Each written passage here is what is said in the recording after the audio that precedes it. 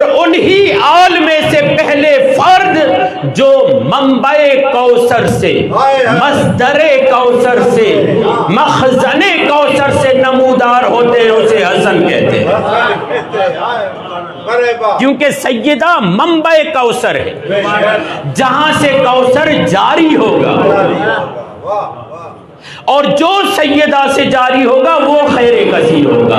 سیدہ وہ وجود ہے جہاں سے کوثر جاری ہوگا، جو منبع کوثر ہے، جو مصدر کوثر ہے، جو مخزن کوثر ہے۔ کیسے نہ ہو، اللہ نے خود ہی کہا تھا ہم اہل بیت النبوت و معدن الرسالہ، یہ رسالت کی کان ہے، جب کان ہے تو یہیں سے آل بڑھے گی۔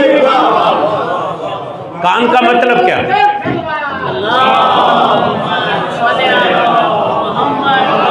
کان کا مطلب کیا ہوتا ہے؟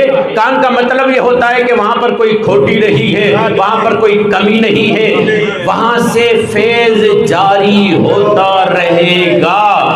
سیدہ مصدر کوثر ہے، اس مصدر کوثر کا پہلا مصداق امام حسن ہے۔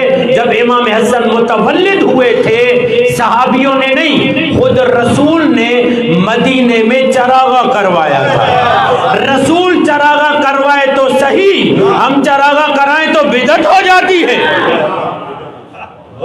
رسول کی سنت ہے امام حسن کی ولادت پہ چراغاں کرنا، محفل جمی ہوئی ہو، حسن کا ذکر ہو، محلے میں چراغاں ہو، محلے میں روشنی ہو، لوگ مجبور ہو جائیں پوچھنے پر آج اتنی روشنی کیوں ہے، تو اسے بتاؤ کیا تمہیں نہیں معلوم زہرا کے گھر میں، زہرا کے آنگن میں ایک دیا جلا ہے۔